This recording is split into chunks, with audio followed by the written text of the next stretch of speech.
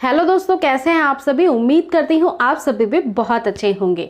दोस्तों 9वें महीने में अगर आप चाहती हैं कि समय पे आपकी नॉर्मल डिलीवरी हो जाए तो दोस्तों आपको कुछ काम ऐसे होते हैं जो कि आपको 8वें महीने से ही ध्यान में रखने चाहिए और छोड़ देने चाहिए। जनरली जब आपका ड्यू डेट दिया जाता है और उस वक्त तक आपकी डिलीवरी नहीं होती है तो महिलाओं को काफ़ी ज़्यादा चिंता हो जाता है, क्योंकि उसके बाद केवल और केवल सी सेक्शन ही करना पड़ सकता है। और बहुत ज़्यादा चांसेस ऐसे होते हैं कि एक ड्यू डेट तक अगर बेबी का बर्थ नहीं होता है तो फिर कई सारे कॉम्प्लिकेशंस भी जुड़े हुए होते हैं, जैसे बेबी के हेल्थ को लेकर के काफ़ी ज़्यादा दिक्कतें आ सकती हैं। बेबी जैसे गंदा पानी पी सकता है, पेट में उसको मूव करने में प्रॉब्लम आ सकती है, कई सारी दिक्कतें इश्यूज हो सकती हैं। कई सारी महिलाओं का ये भी पूछना होता है कि मैम मेरा 9वां महीना लग गया है बट अभी कोई भी सिम्टम्स नहीं आया है, लेबर पेन स्टार्ट नहीं हुआ है, तो नॉर्मल डिलीवरी होगी या नहीं होगी, कितने वक्त तक इंतजार करना चाहिए। तो ये वीडियो आपके लिए काफ़ी ज़्यादा इंफॉर्मेटिव है। मैं आपको आज बताऊंगी कि क्यों लेट हो रही है आपकी डिलीवरी में, या समय पे अगर लेबर पेन नहीं आता है तो उसके कुछ मुख्य कारण होते हैं। सबसे पहला मुख्य कारण होता है कि अगर आपने काफ़ी ज़्यादा वेट गेन किया है, आपकी प्रेगनेंसी की जर्नी में 6 से लेकर 12 केजी तक वेट गेन करना एक नॉर्मल होता है, लेकिन कई बार ऐसा नहीं हो पाता है, कई बार इससे भी ज़्यादा वेट पुट ऑन हो जाता है। तो अगर आपकी प्रेगनेंसी में आपका वज़न काफ़ी तेज़ी से बढ़ा है और ये बढ़ता ही चला जा रहा है, तो अगर आप फैटी हो गई हैं या फिर आप मोटी हैं तो फिर फ्रेंड्स वजन बढ़ने की वजह से ऐसी समस्या आती है कि लीवर पेन समय पे नहीं आते हैं।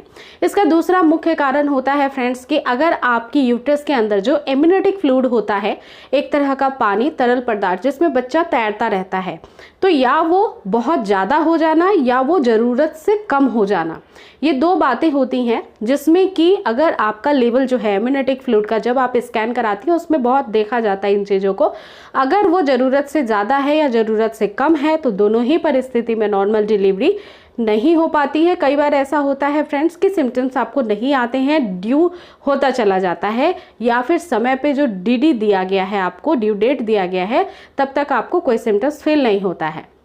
इसके अलावा जो चौथा कंडीशन है, इसमें अगर बच्चे की पोजीशन हेड डाउन नहीं है, इट मीन्स सिफेलिक पोजीशन जो नॉर्मल डिलीवरी के लिए इंपॉर्टेंट है, बट कई बार ऐसा नहीं होता है, बच्चा पेट में तिरछा हो जाता है, तो अगर आपके बच्चे की पोजीशन सही नहीं होगी, फ्रेंड्स ऐसी कंडीशन में अगर पोजीशन से संबंधित कोई परेशानी है तो भी नॉर्मल डिलीवरी होने में दिक्कत होती है।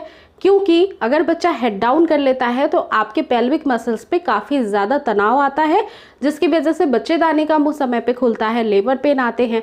बट अगर बच्चा आरा तिरछा है तो ऐसी कंडीशन में जो है बच्चे का हेड डाउन नहीं होता है, कोई भी प्रेशर आपके पेल्विक मसल्स पे नहीं होता है, जिसकी वजह से आपको डिलीवरी के सिम्टम्स फील नहीं होते हैं या बच्चेदानी का मुंह नहीं खुल पाता है। तो ये कुछ इंपॉर्टेंट रीज़न हो सकते हैं। इसके अलावा पांचवा और सबसे महत्वपूर्ण जो कारण है वो है टेंशन लेना। बहुत सारी महिलाओं को बहुत टेंशन रहता है कि नॉर्मल डिलीवरी कैसे होगी, क्या होगा, कब होगा। इन सारी चिंताओं में वो इतनी ज़्यादा बिजी हो जाती हैं कि कहीं ना कहीं वो तनाव का कारण बनती है। अगर इस तरह की आप काफ़ी ज़्यादा स्ट्रेस लेती हैं तो वो स्ट्रेस हार्मोन जो है बाकी प्रेगनेंसी के दौरान जो डिलीवरी के समय हार्मोन्स बढ़ने चाहिए उसको रोक देती है। इस वजह से स्ट्रेस लेना भी कहीं ना कहीं महिलाओं के नॉर्मल डिलीवरी को कॉम्प्लिकेटेड बना देती है। इस वजह से टेंशन फ्री रहिए 9वें महीने में जब आपकी काफ़ी नज़दीक ड्यू डेट आ गई है।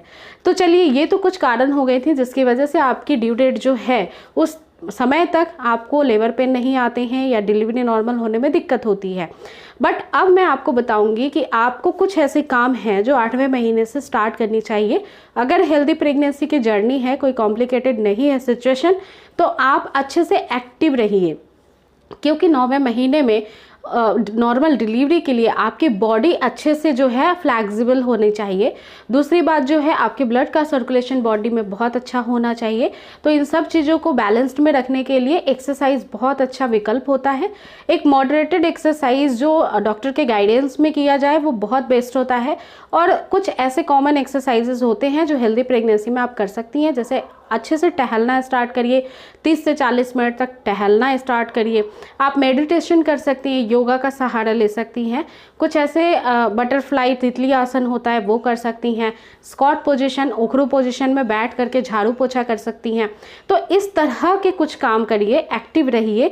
और इसका मतलब ये नहीं है कि आप बहुत बर्डन ले लीजिए, जितना हो सके उतना आपको ज़रूर ये सारे काम करने चाहिए। इसके अलावा पानी अच्छे से पीना चाहिए। एमनियोटिक फ्लूइड में पानी ज़्यादा या कम जो है वो कई बार निर्भर करता है पानी आप कितना पी रही हैं। तो एक सही मात्रा 3 से 3.5 लीटर पानी प्रेगनेंसी में पीना चाहिए एक दिन में। तो आप अगर इतना पानी पीती हैं तो आपको इम्यूनिटी फ्लूइड से संबंधित परेशानी ना मात्र के बराबर आने वाली है। इसके अलावा लास्ट में ये आपको ज़रूर बताऊंगी कि टेंशन बिल्कुल भी मत लीजिए, आपकी नॉर्मल डिलीवरी होगी या नहीं होगी, कंडीशन कैसी है, लास्ट टाइम में कैसे हो गया, क्या होगा, ये सारी बातों की चिंता आपको नहीं करनी चाहिए। और इस तरह के किसी भी नेगेटिव थॉट में आने की ज़रूरत नहीं है, क्योंकि आपके डॉक्टर के गाइडेंस में आपकी काफ़ी अच्छी ट्रीटमेंट होती है और आपको सारी मेडिकल फैसिलिटीज़ रहती हैं। आप प्रॉपर जो कुछ सिम्टम्स होते हैं उसको बारीकियों से समझना स्टार्ट कर दीजिए। उसके वीडियोज़ आपको चैनल के प्लेलिस्ट में मिल जाएंगी वीडियो के, कि नॉर्मल डिलीवरी के क्या क्या सिम्टम्स होते हैं, कैसे नॉर्मल डिलीवरी को पहचान सकते हैं अगर आप पहली बार माँ बन रही हैं। और बाकी आपके डॉक्टर आपकी जो भी रिपोर्ट्स होगी उसके अकॉर्डिंग तो आपको सजेस्ट करेंगे ही कि आपको क्या करना है। तो आपको किसी भी तरह के टेंशन को लेने की ज़रूरत नहीं है, जिससे आपकी शरीर का जो इन्वायरमेंट है वो काफ़ी ज़्यादा अनकॉमन हो जाए, काफ़ी ज़्यादा प्रॉब्लम क्रिएट हो जाए। जैसे कि बीपी फ्लैक्चुएशन बहुत होता है, हीमोग्लोबिन परसेंटेज कम हो जाता है, क्योंकि महिलाएं टेंशन में खाती पीती नहीं है ठीक से। तो अपनी परेशानी को और भी ज़्यादा बढ़ाइए मत, टेंशन बिल्कुल भी मत लीजिए। जो काम पसंद है वो करिए, हैप्पी रहना स्टार्ट करिए, ताकि आपकी नॉर्मल डिलीवरी समय पे हो सके और आसानी से हो जाए। सो फ्रेंड्स, उम्मीद करती हूँ छोटी सी वीडियो आपके लिए काफ़ी इंपॉर्टेंट थी, इन्फॉर्मेटिव थी। तो ऐसी ही वीडियोज़ के लिए मेक श्योर चैनल को सब्सक्राइब कर लें। आप मुझे अदर सोशल मीडिया प्लेटफॉर्म पे भी फॉलो कर सकते हैं, जैसे कि इंस्टाग्राम और फेसबुक पे। मिलती हूँ फिर नेक्स्ट वीडियो में जल्दी एक नए टॉपिक के साथ। आप अपना रखिएगा पूरा ध्यान। Take care guys, thanks for watching.